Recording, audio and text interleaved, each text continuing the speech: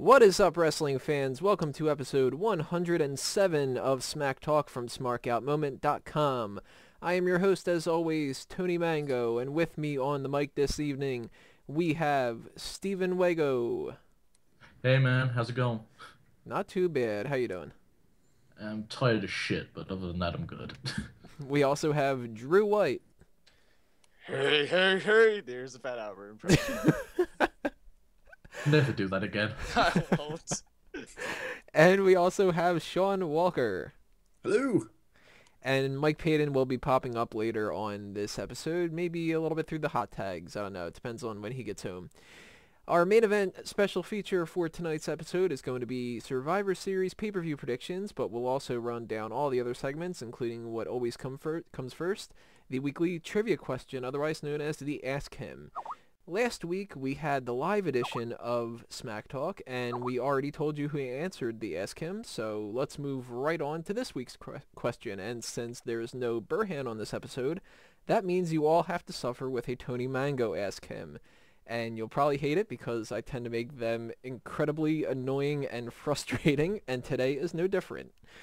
So, if you don't know how this works, there's two parts to it.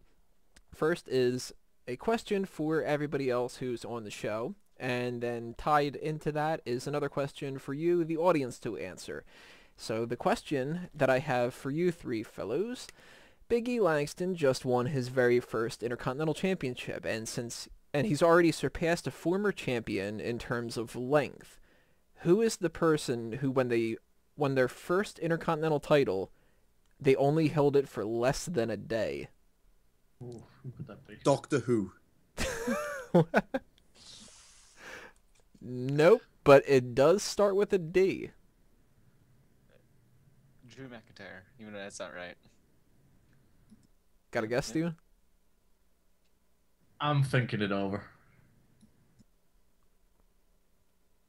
Jeopardy theme. Bong, bong, bong, bong. Oh, now I'm going to get taken off of YouTube for copyright. Who's the fastest to Google?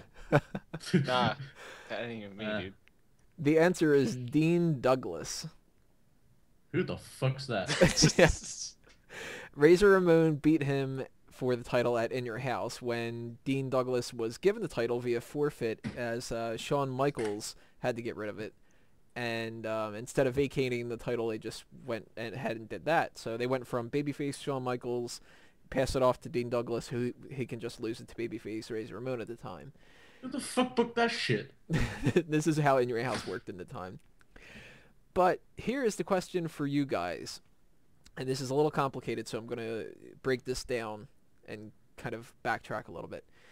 In an odd set of circumstances, the next 7 champions after Razor Ramon were all first-time winners. And 3 times within those 7 champions, they had to vacate the title anyway. So that whole Shawn Michaels thing, you know, they just had to keep vacating multiple times afterward anyway. Your question for this week is a 3-parter. Name the 3 people following the Dean Douglas Razor Ramon situation that had to vacate their first Intercontinental Championship reign. And I'll give you another hint. Soon after the 3rd time it was vacated, it was actually vacated a 4th time by Triple H, but at that point, that was his 2nd title reign. So he's somewhere in the 7. I'm not going to say if he's one of the 3, but that's what you guys got to go for. If you think you know the answer to this week's trivia question, go ahead and send in your guesses, and I will tell you next week who got it right and who got it wrong. Remember, no cheating, so if you're feeling hot under the collar, either it's time to admit defeat, or it's time to get ready for the hot tags coming up in part 2. I should fucking go into Wikipedia and change the history of the Intercontinental title to fuck with them.